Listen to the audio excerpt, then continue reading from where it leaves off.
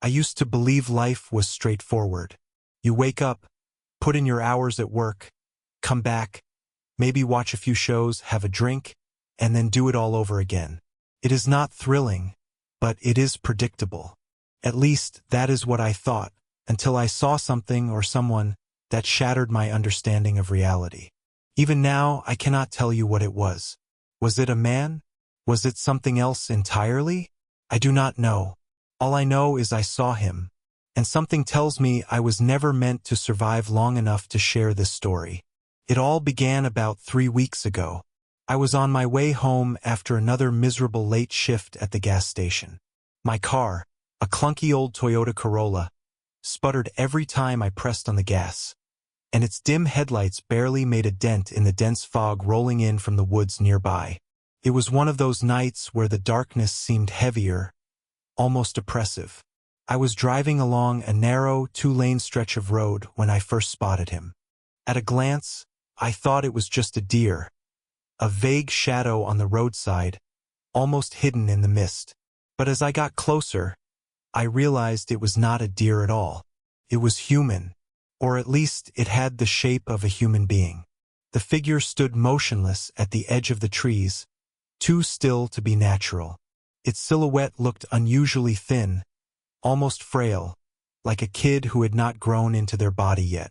But something about the way it stood, shoulders squared, arms limp at its sides, head slightly tilted as though waiting, sent chills crawling down my spine.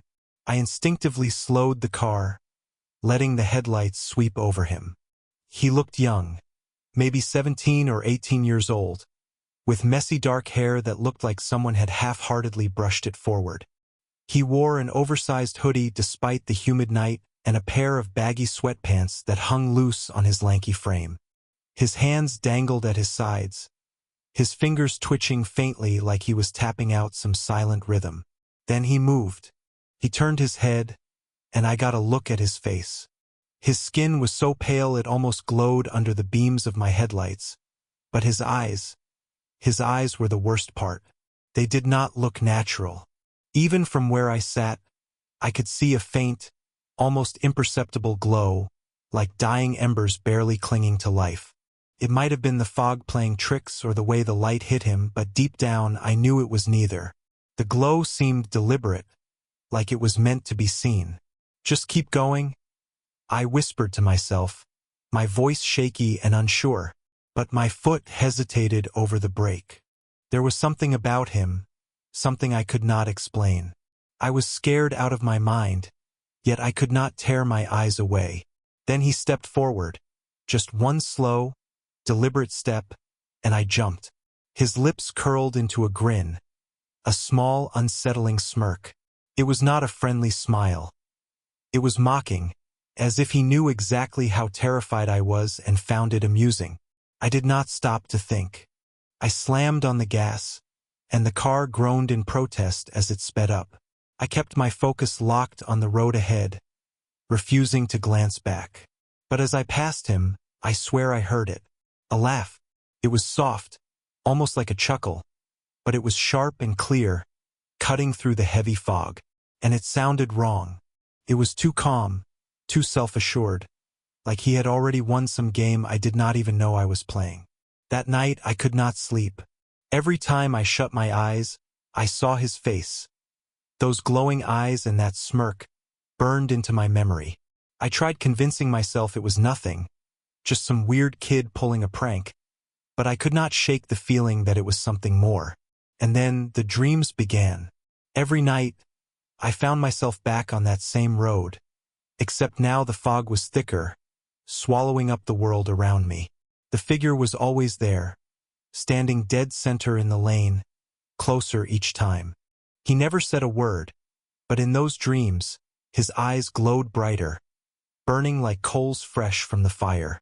I would try to scream, but no sound ever came out. I started waking up drenched in sweat, my heart racing as though I had just run a marathon. Sometimes, I swore I could still hear his laughter, faint but unmistakable, echoing in my head. Then last night things changed. I woke up to a sound. At first, I thought it was the wind rattling a branch against my window. But then I heard it again, 3 slow, deliberate taps. Top, top, top. I froze. My breath caught in my throat as my eyes darted toward the window. The room was dark, but a faint glow from the streetlight outside filtered through the blinds. Every instinct in my body screamed at me to stay put, to bury myself under the covers and pretend I had heard nothing. But the tapping came again, insistent. Top, top, top. I turned my head, just enough to see the window, and there he was. He was standing on the other side of the window, staring straight at me with that same unsettling smirk, his eyes faintly glowing in the dim light. His hands were pressed against the glass, leaving faint streaks in the foggy condensation. "Hey," he said, his voice muffled by the pain but still somehow clear as day. "You look like crap." I could not move. I could barely breathe. "Come on now, do not be rude," he said, tilting his head as if he were scolding me. One finger tapped lightly against the glass, a deliberate, taunting rhythm. "Why do not you open up? I just want to have a little chat." My heart pounded so hard it felt like my chest might split open. My body refused to move. I was frozen in place, my eyes locked on him. And then he laughed. It was louder this time, sharp and piercing, as if he were standing right next to me. "You are no fun," he said, his tone dripping with mock disappointment. "Fine. I will catch you later, loser." With that, he turned and strolled away, vanishing into the darkness as though he had never been there at all. I do not know what he is or why he has chosen to torment me, but one thing is clear. He will come back. Weeks passed without incident. Nothing strange, nothing out of the ordinary. Sure, the memory of that night lingered, clawing at the edges of my mind. The glowing eyes, the smirk that made my skin crawl, the laughter that seemed to echo long after it ended. But as the days went by, the monotony of life began to settle in again. Work, home, eat, sleep, repeat. The human mind is funny like that. It has a way of softening the sharp edges of fear, convincing you it was not so bad, maybe even making you doubt it ever happened at all. By the 3rd week, I was almost sure I had imagined the whole thing. Maybe I had been overtired, or maybe I had zoned out behind the wheel. Hell, maybe I was losing it altogether. Whatever it was, I started letting my guard down. I stopped glancing over my shoulder on my way to the car at night. I stopped tensing up when I heard faint laughter in the distance. I even stopped leaving all the lights on in my apartment. Life felt normal again, until it didn't. It was a Friday night, and I had just left a quiet little bar downtown. Nothing fancy, the kind of place where the drinks are cheap and the bartender greets you by name. I was not drunk, just buzzing enough to take the edge off the workweek. The streets were unusually still, the kind of stillness that feels artificial, like the world itself is waiting for something to happen. The fog was back, rolling in thick and heavy from the river, swallowing the light from the street lamps and muffling the faint hum of the city. As I walked toward my car, I felt it, that prickling sensation creeping up the back of my neck, the unmistakable feeling of being watched. I stopped in my tracks, my breath puffing out in white clouds. The street stretched out empty in front of me. Nothing but the occasional drip of water from a gutter and the far-off whisper of traffic. "Get it together?" I muttered, shaking off the uneasy feeling. I unlocked the car, slid into the driver's seat, and turned the key. The engine sputtered before roaring to life, the headlights slicing through the fog. For a brief moment, I felt a wave of relief. Then I saw him. He was standing in the middle of the road, directly in front of my car. Same baggy hoodie, same loose sweatpants, same unnervingly thin frame. But this time, something was different. His posture was more relaxed, almost casual, like he was waiting for me to notice him. His hands were tucked into his hoodie pockets, and his head tilted slightly, catching the light just right. My hands gripped the steering wheel so tightly my knuckles turned white. I could not move. He took a step forward, the motion slow and deliberate like he had all the time in the world. The faint glow in his eyes pulsed with every step, stronger now, more intense. "Hey there, champ," he called out, his voice smooth and teasing, like we were old friends catching up. "Miss me?" I could not respond. My throat felt like it was closing up. "What, no hello? No, how have you been? You were hurting my feelings here," he said, his grin widening into something that made my stomach churn. Without thinking, my foot slammed down on the gas. The tires screeched as the car surged forward. But just as I was about to hit him, he moved. Not stepped aside, moved. 1 second he was there, and the next he was at my window. His hands slammed against the glass, making me jump so hard I nearly lost control of the car. "Rude," he said, leaning in close. His breath fogged the window as he stared at me, his eyes burning like molten embers. I screamed, throwing the car into reverse and slamming my foot down on the pedal. The car jolted backward, the tires screeching again as I tried to put as much distance between us as I could. But he did not chase me. He just stood there in the middle of the road, watching me, his smirk growing wider as the gap between us increased. When I finally turned a corner and lost sight of him, I pulled over. My hands were shaking so badly I could barely shift the car into park. I sat there, breathing hard, trying to convince myself I was safe. But I could not shake the feeling that he was still out there, waiting. I did not sleep that night, or the night after. Now I know he's real, not a figment of my imagination, not some stress-induced hallucination. He's real, and he's not done with me yet. That night, I was sitting on my couch, trying to pretend life had returned to normal. The TV was on, playing something mindless, The Walking Dead, maybe, or The Big Bang Theory. I can't even remember. I wasn't watching it, not really. I just needed the noise to drown out the oppressive silence that had started suffocating me lately. Then I heard it. A deep, thunderous boom that rattled my entire apartment, shaking the windows in their frames. It wasn't just a sound. It was a pressure, an almost physical weight in the air that made my chest tighten. It reminded me of the sonic booms I'd heard as a kid at air shows, when fighter jets tore through the sky. But this wasn't an air show. This was happening right here, right now. The remote slipped from my hand, clattering to the floor. My first thought was that something had exploded nearby. But there was no fire, no screaming, no sirens. Just silence. Every instinct screamed at me to stay on that couch, to stay inside where it was safe. But curiosity, or maybe stupidity, got the better of me. I grabbed my phone and headed for the door, my heart pounding so hard I could feel it in my throat. When I stepped outside, the air felt different, heavy, charged like the moment before a lightning strike. The street was unnervingly quiet, bathed in the dim orange glow of the streetlights. And then I saw him. He stood in the middle of the street, his back to me, his head tilted up toward the sky. Same hoodie, same sweatpants. He looked almost harmless, like some lanky teenager who didn't belong here. But I knew better now. "Hey!" I called out, my voice cracking. I don't even know why I shouted. Maybe I was hoping to scare him off, or maybe I was just tired of being afraid. Slowly he turned. His movements were unhurried, deliberate.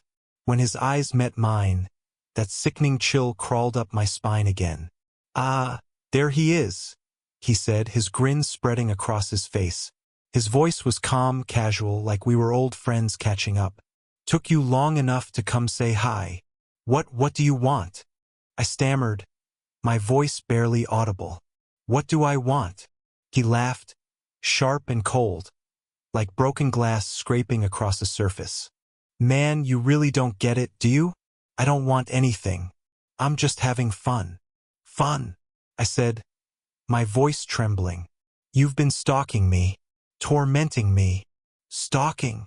He put a hand to his chest, feigning mock offense. "Whoa, harsh.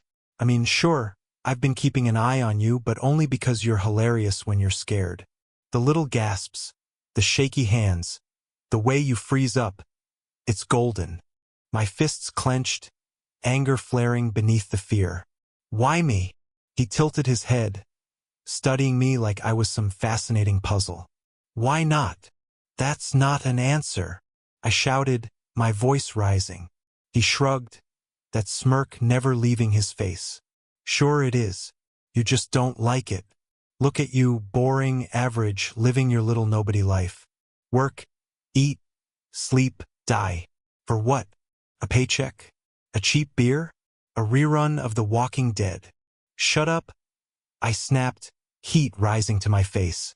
Ooh, there it is, he said, his voice dripping with mockery. A little spark. Good for you. But let me level with you. I don't need to mess with you. I just like to. Call it a gift. And you? You're like a rat in a cage. Poke here, watch you scurry. Poke there, watch you squeal. It's entertaining. You think this is a game? I asked, my voice shaking with fury. Everything's a game, he said, taking a step closer. His eyes glowed faintly in the dark, pulsing with an eerie light. And guess what? You're losing. I instinctively backed up, my hands trembling. You're sick. Maybe, he said, stopping just a few feet away. Or maybe I'm the only one who sees how pointless this all is. You, them, all of it. You're what, 30? No savings. No girlfriend. Just a sad little life. And here I am, giving it some meaning. My throat was dry. I swallowed hard. You're not human, are you? His grin widened, and for the first time, something flickered behind his eyes. Something primal, something hungry. Does it matter? Yes, I shouted, my voice cracking. It matters. What the hell are you? He leaned in, his face inches from mine. His glowing eyes burned brighter, locking me in place. I'm everything you've ever feared, everything you've ever doubted. And the best part? You'll never know if I'm real or if you're just losing your mind. I opened my mouth to respond, but he stepped back, his smirk firmly in place. Anyway, I've got places to be, people to scare. But don't worry, I'll be seeing you. You can count on that. He gave a mock salute, turned, and took off down the street. But it wasn't running, not really. It was like he moved faster than I could process. A blur that streaked into the night. Then came the sound, the same thunderous boom that had shaken my apartment. I stood there in the street, frozen. My legs felt like jelly, my breath coming in short, shallow gasps. He's real, and he's not done with me yet. I stood there for what felt like hours, my heart pounding in my ears, my hands trembling. I didn't know what he was or why he'd chosen me. That night I barely slept. Not that I expected to. Every creak of my apartment, every gust of wind rattling the windows felt like the prelude to something worse. I kept the lights on, clutching an old baseball bat I dug out of my closet, as if it could protect me from him. His words echoed in my head, each one gnawing away at me, especially that cruel little speech about my life. The worst part? He wasn't wrong. I was a nobody, working a dead-end job with no real friends, no plans, no purpose. But how did he know that? How did he know so much about me? By morning, I was sure of one thing. I couldn't stay here. Not in this apartment. Not in this city. He'd promised we'd meet again, and I believed him. So, I packed whatever I could fit in my car and left. No destination, just away. For a few days it worked. I checked into cheap motels, switching locations every night. I avoided main roads and kept my phone off, thinking maybe he was tracking me somehow. Paranoia gripped me, but at least I hadn't seen him. Maybe I'd finally outsmarted him. But I knew it couldn't last. On the fourth night, I stopped at a rundown motel off a desolate stretch of highway. The kind of place where the clerk doesn't ask questions and the shower water smells faintly of rust. I parked around the back, far from the main lot, and triple-checked the lock on my door before collapsing onto the lumpy bed. At some point, I must have fallen asleep. I woke to the sound of laughter. Not just any laughter. His laughter. That sharp, mocking chuckle I'd never forget. My eyes flew open, my heart racing as I scanned the dim room. The door was still locked, the window shut. But the laughter didn't stop. It echoed around me, filling the tiny room as if it were coming from the walls themselves. "Nice try, buddy." His voice rang out, casual and taunting. "You thought you could ditch me? That's adorable." I bolted upright, grabbing the bat I'd left by my side. "What do you want from me?" I shouted, my voice trembling. The laughter stopped abruptly, replaced by a heavy, oppressive silence. Then, without warning, the lights flickered and went out. Darkness swallowed the room. "Ah, don't be scared," he said, his voice now behind me. I spun around, swinging the bat wildly, but hit nothing. "You can't run from me," he continued, his tone light, almost amused. "It's cute that you tried, though. Really, it is. But come on, you know better than that. There's no escaping me. Leave me alone." I screamed, swinging again. Harder this time. The lights flickered back on. He was standing right in front of me. "Boo!" he said with a smirk. I stumbled back, nearly tripping over the bed. He didn't move. His hands were in his hoodie pockets, and his glowing eyes were locked on me. "Here's the thing," he said, his voice dropping to a menacing tone. "You can run. You can scream. You can even try to fight me. But it won't matter. I'm not going anywhere. You're stuck with me, pal." "Why?" I whispered, my voice barely audible. He tilted his head, as if the question actually amused him. "Why not?" he said, that smirk widening. "Face it, you're mine now, and I think we're going to have a lot of fun together." My grip on the bat tightened, my knuckles white. "I'll kill you," I said, though the words felt empty even as I spoke them.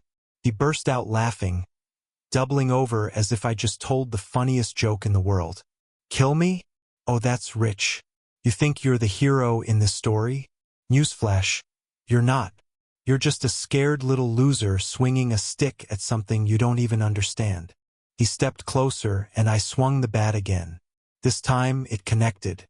Sort of. The moment it hit him, it was like striking solid steel.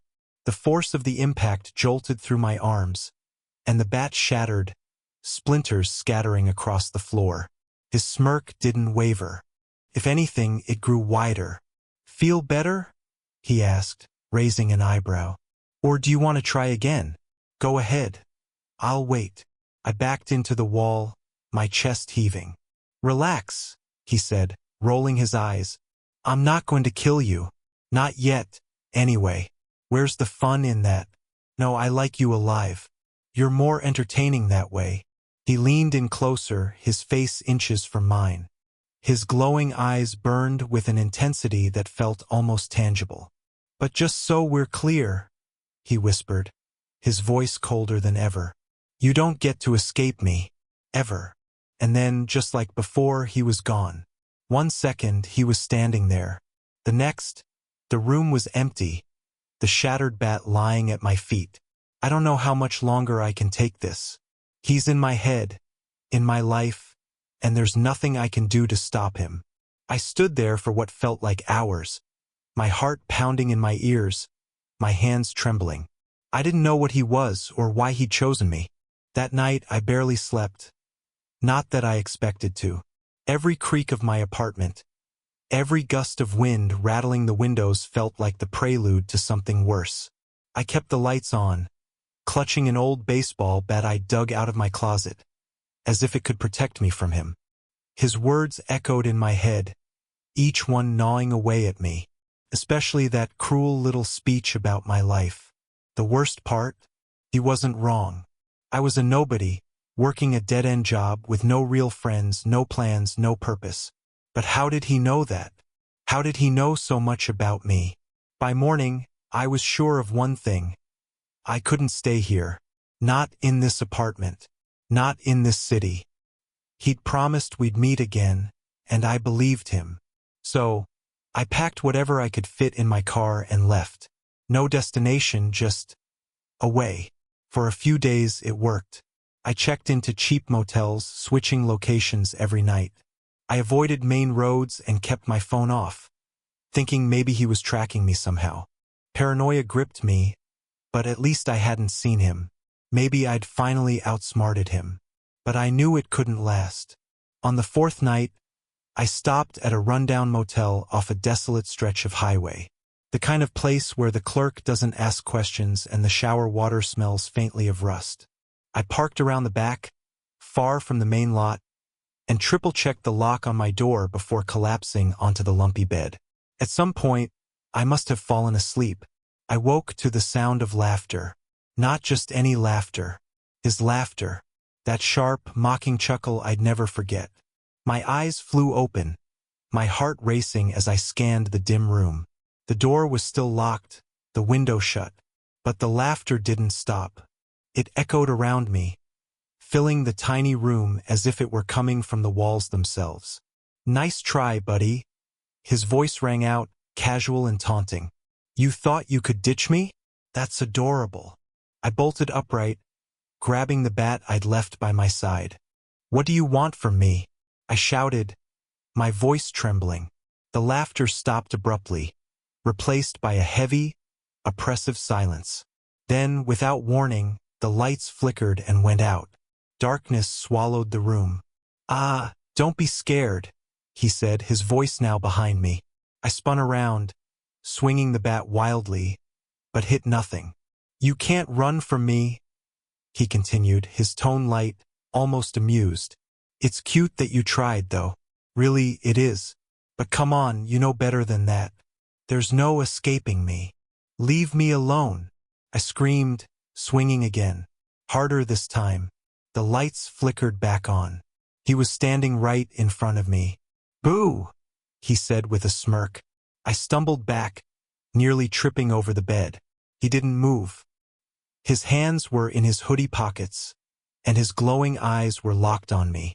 "Here's the thing," he said, his voice dropping to a menacing tone. "You can run. You can scream. You can even try to fight me. But it won't matter. I'm not going anywhere. You're stuck with me, pal." "Why?" I whispered, my voice barely audible. He tilted his head, as if the question actually amused him. "Why not?" he said, that smirk widening. "Face it, you're mine now, and I think we're going to have a lot of fun together." My grip on the bat tightened, my knuckles white. "I'll kill you," I said, though the words felt empty even as I spoke them. He burst out laughing, doubling over as if I just told the funniest joke in the world. "Kill me? Oh, that's rich. You think you're the hero in this story? Newsflash, you're not. You're just a scared little loser swinging a stick at something you don't even understand." He stepped closer and I swung the bat again. This time it connected. Sort of. The moment it hit him, it was like striking solid steel. The force of the impact jolted through my arms, and the bat shattered, splinters scattering across the floor. His smirk didn't waver. If anything, it grew wider. "Feel better?" he asked, raising an eyebrow. "Or do you want to try again? Go ahead. I'll wait." I backed into the wall, my chest heaving. "Relax," he said, rolling his eyes. "I'm not going to kill you. Not yet, anyway. Where's the fun in that? No, I like you alive. You're more entertaining that way." He leaned in closer, his face inches from mine. His glowing eyes burned with an intensity that felt almost tangible. "But just so we're clear," he whispered, his voice colder than ever, "you don't get to escape me. Ever." And then, just like before, he was gone. 1 second, he was standing there. The next, the room was empty, the shattered bat lying at my feet. I don't know how much longer I can take this. He's in my head, in my life, and there's nothing I can do to stop him. I don't know what he is. The next morning, I tried convincing myself it had all been a dream. A fucked up, anxiety-fueled fever dream brought on by stress and sleep deprivation. Glowing eyes? A creepy, hoodie-wearing psychopath who could appear and disappear like some supernatural jackass? That wasn't real. Couldn't be real. I spent hours pacing my grimy motel room, debating whether I should call someone. The cops, a therapist, maybe even a priest. But what would I say? "Hi, officer. I think I'm being stalked by a glowing-eyed lunatic who's decided I'm his personal chew toy." I'd be in a padded room by noon. I was halfway through packing to leave again when I heard the knock. It wasn't loud or frantic. It was slow, rhythmic. 3 soft taps, like whoever was on the other side wasn't in any hurry. My blood turned to ice. I froze, holding my breath. Maybe if I stayed perfectly still, they'd think I wasn't here and leave. The knocking came again, louder this time. "Come on, bud," a voice called out. His voice. "You're not that dumb. Open the door or I'll let myself in." No. No. No. No. This wasn't happening. "I'm serious," he continued, his tone almost sing-song. "Don't make me huff and puff and blow this shitty motel down." My hand moved on its own, reaching for the doorknob. Every rational part of my brain screamed at me to stop, to run and lock myself in the bathroom, but I was like a puppet on strings. I opened the door, and there he was.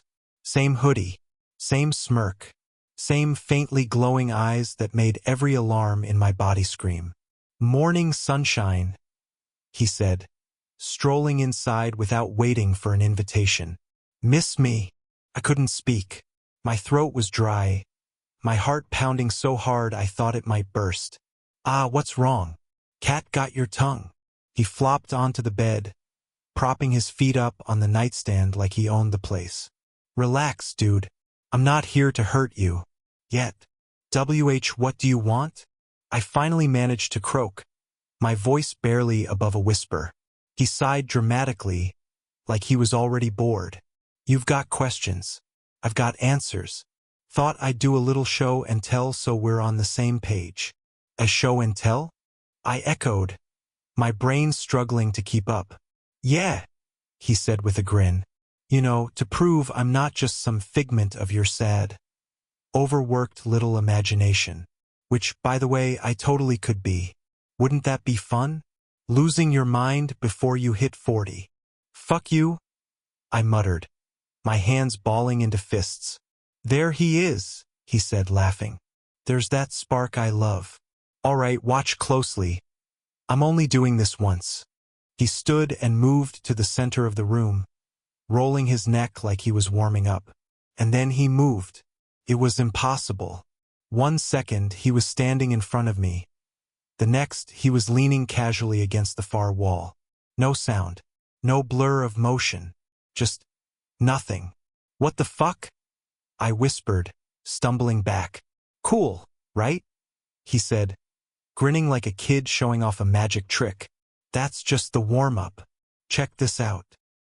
His eyes began to glow, not faintly this time, but blindingly bright, twin beams of red light that bathed the room in an eerie glow. Then he fired. Twin streaks of searing red shot from his eyes, carving a jagged, smoldering line across the far wall. The stench of burning wood and drywall filled the room, acrid and choking. "What the fuck? What the actual fuck?" I screamed, backing into the wall. "You like that?" he asked, his smirk widening. "Pretty cool, huh? I mean, yeah, it's not super precise. I'm not carving the Mona Lisa or anything, but it gets the job done." Couldn't breathe. Couldn't think. This couldn't be happening. "Oh, don't worry," he added, waving a hand dismissively. "I'm not gonna charge you for the damages. Motel's got insurance, right?" "What the fuck are you?" I shouted, my voice cracking. "Good question," he said, clapping his hands. "See, that's the fun part. I could tell you, but where's the mystery in that? Just think of me as better than you. Stronger, faster, smarter. Basically, everything you wish you were but aren't." "You're insane," I said, trembling. "Probably," he replied with a shrug. "But hey, if you had powers like mine, you'd go a little nuts too. Now, be honest, how's it feel? Knowing you're completely and utterly fucked." I couldn't answer. Every nerve in my body screamed at me to run, but I knew it wouldn't matter. "Ah, don't look so sad," he said, leaning in close. His eyes were still glowing, casting an eerie light across his smirking face. "You're part of something bigger now. I'm your personal god, and you're my favorite little toy." He straightened, brushing imaginary dust off his hoodie. "All right, that's enough fun for one day. I'll let you stew on this. Maybe next time we can play a real game." And just like that, he was gone. One moment he was standing there, and the next the room was empty. The wall was still smoldering, the acrid scent of burnt drywall lingering in the air. I sat down on the bed, shaking, my mind spinning. This wasn't real. Couldn't be real. But when I touched the wall, the surface wasn't burnt or brittle. It was smooth. No has. No should. "What the hell?" I muttered, stepping back. I'd seen it happen, felt the heat, heard the sizzle. But the evidence said otherwise, and that terrified me more than anything. Wasn't it? I turned to the bed where the bat lay in splinters. That was real. It had to be. I picked up one of the larger shards, turning it over in my hand. The jagged edge, the raw, splintered wood undeniable. But the wall? That didn't make sense. I sank back onto the bed, running my hands through my hair as my thoughts spiraled. Maybe I was losing it. Maybe stress had finally cracked me, and my brain was filling the gaps with nightmares. That had to be it, right? Stress, fear, isolation, the perfect cocktail for a breakdown. I laughed bitterly, shaking my head. "Get a grip, man. You're just losing your shit. That's all this is. Too many late-night horror movies and not enough sleep." I glanced at the clock. Noon. Bright daylight spilled through the window, stark and uncompromising. If this thing was real, why didn't he ever show up now? Why always at night, in the fog, when I was alone and vulnerable? I started pacing the room, trying to reason it out. The sonic boom? Maybe it wasn't real. A truck backfiring, a distant thunderclap. Anything but what it felt like in the moment. And the glowing eyes? Sleep paralysis, perhaps. A waking dream. The more I thought about it, the more it made sense. I wasn't haunted. I wasn't being hunted by a glowing-eyed monster. I was just unraveling under the weight of my own shitty life. "Jesus Christ," I muttered, letting out a shaky laugh. "You're pathetic." Felt good, in a way, like solving a puzzle. The pieces didn't fit perfectly, but at least now I had a reason, an explanation that didn't involve laser eyes and supernatural speed. But then, in the corner of my eye, I saw movement. I turned to the window, my breath catching in my throat. It was nothing, just a tree swaying in the wind. "See? You're jumping at shadows now," I muttered, shaking my head. But when I turned back, my heart stopped. There, sitting on the edge of the bed, was him. "Oh man," he said, his voice dripping with mockery. "Watching you try to rationalize all this? Fucking priceless." My stomach dropped, my mouth dry as sandpaper. No. "No, you're not real," I whispered, shaking my head. "Oh, really?" he said, raising an eyebrow. He leaned forward, his grin sharp and cruel. "That's what you're going with? Not real? Buddy, I'm as real as that piss stain on your boxers right now." I looked down instinctively. Thankfully, no piss. But when I looked back up, he was gone. "See," I said, my voice trembling. "Not real. I'm imagining it." And then his voice came again, right behind me. "Sure. Keep telling yourself that," he whispered. I spun around, but there was nothing. Nothing but the faint scent of burning wood lingering in the air. Was it real? I don't fucking know anymore. Maybe I'm losing my mind. Or maybe he's just that good. The knocking didn't come back. Days stretched into silence, heavy and suffocating. I told myself I should feel relieved. Maybe he was done with me. Maybe he'd moved on. But I didn't feel relief. I felt dread, because deep down I knew he wasn't gone. He was waiting. That night, I decided to drive to the gas station down the road. I needed air, something normal to cling to before I unraveled completely. The parking lot was nearly empty, the buzzing neon sign flickering above the entrance. As I stepped out of my car, I saw him.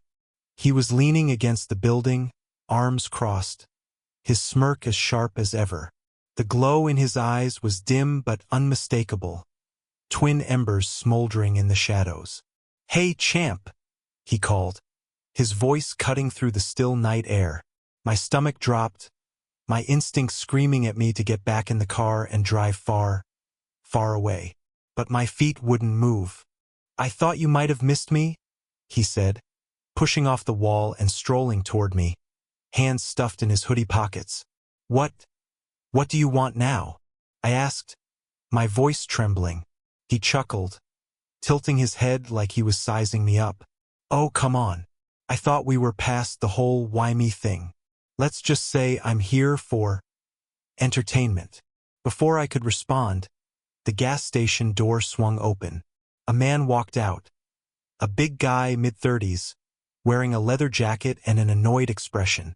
He glanced at me briefly, muttered something under his breath, and headed toward his truck. "Perfect," the man said, his smirk widening as he glanced at the guy. "You're about to get a front row seat." "To what?" I asked, dread coiling in my gut. "To the show," he replied casually, like he was talking about the weather. Before I could say anything, he was gone. 1 second, he was beside me. The next, he was standing in front of the truck, directly in the man's path. "Hey!" the driver shouted, slamming his door shut. "What the fuck are you doing?" He didn't answer. He just stood there, staring at the guy with those glowing eyes, his hands still buried in his hoodie pockets. The driver didn't hesitate. He stormed forward, puffing up like he was ready to make an example out of him. "Move, asshole, or I'll make you move," the driver growled, jabbing a finger into his chest. I wanted to yell, to tell the guy to back off, but the words caught in my throat. The man tilted his head, his grin spreading wider. "Make me, huh?" he said, his voice dripping with amusement. "All right, big guy. Go ahead. Try." The driver didn't wait. He swung a fist, aiming for his face, but it never connected. Before I could process what happened, the man caught the driver's fist mid-swing, gripping it like a vice. The driver's face twisted in confusion, then pain, as the man slowly tightened his grip. "Come on, tough guy," he said, his voice calm, almost bored. "This is your big moment. Don't choke." The sickening crunch of bones breaking echoed through the night, sharp and wet in the still air. The driver screamed, collapsing to his knees as the man finally let go, leaving his fingers mangled and twisted like they'd been shoved into a blender. "What the fuck?" the driver choked out, clutching his ruined hand. "Shoo," the man said, crouching to meet his eyes. "Don't ruin it. We're just getting started." He straightened and grabbed the man by the collar, lifting him off the ground with one hand as if he weighed nothing. The driver kicked and struggled, but it was useless. "Pay attention," the man said, glancing over his shoulder at me. "This is the part where it gets fun." I couldn't move. I couldn't even think. His eyes lit up, blazing bright red. "Wait!" I screamed, but it was too late. 2 beams of burning hot light erupted from his eyes, searing through the driver's chest with surgical precision. The sound was deafening. A high-pitched whine mixed with the crackle of flesh and bone disintegrating. The man's scream died as the beams punched clean through him, leaving 2 smoking holes in his torso. He crumpled to the ground, his body twitching once before going still. The smell of burnt flesh hit me like a freight train. I gagged, my stomach lurching. I stared at the man in horror, my legs trembling so badly I thought they might buckle beneath me. He turned back to me, his eyes dimming as he smiled. "Cool, right? I've been practicing." What the fuck?" I whispered, unable to tear my eyes away from the smoldering corpse. He stepped closer, his smirk widening. "I told you, didn't I? I'm not like you. I'm not like anyone." "What are you?" I managed to croak, my voice barely audible. He straightened up, brushing imaginary dust off his hoodie. "The name's Lavoix," he said, his tone light and almost cheerful. "But you can call me whatever you want. Monster works. God, if you're feeling dramatic." I couldn't respond. My mind raced, my body frozen in terror. "Anyway," he said, stepping over the body like it was garbage. "This was fun, but I gotta run. Don't worry. We'll be seeing a lot more of each other." And then he was gone. 1 second he was there, the next he vanished, faster than my eyes could follow. I don't know how long I stood there, staring at the corpse, the smell of burnt flesh searing itself into my memory. The sight was horrifying, worse than anything I'd ever seen. Even the goriest movies couldn't compete with the reality of it. I'm leaving out major details for your sake. It's been 2 weeks since that night. 2 weeks since I watched Lavoix turn a man into a corpse like it was nothing. I haven't slept. I barely eat. I don't leave my apartment anymore. Not that it feels safe here. Nothing feels safe anymore. I can't stop thinking about his face. That grin, the way his eyes burned as he killed. And the worst part? He wasn't angry. He wasn't out of control. He did it calmly, deliberately, like flipping a light switch. I'm writing this because someone has to know. Someone has to understand that he's real. If I disappear, let this be a warning. Proof that I didn't just lose my mind. Or maybe I'm just desperate for someone else to believe me. He's out there, watching. I can feel it. Every second of every day, I feel his eyes on me. If you ever see him, if you ever see a skinny guy with a smirk too big for his face and eyes that glow like embers, run. Don't try to talk to him. Don't look back. Just run. Because I saw him, and I wish I hadn't.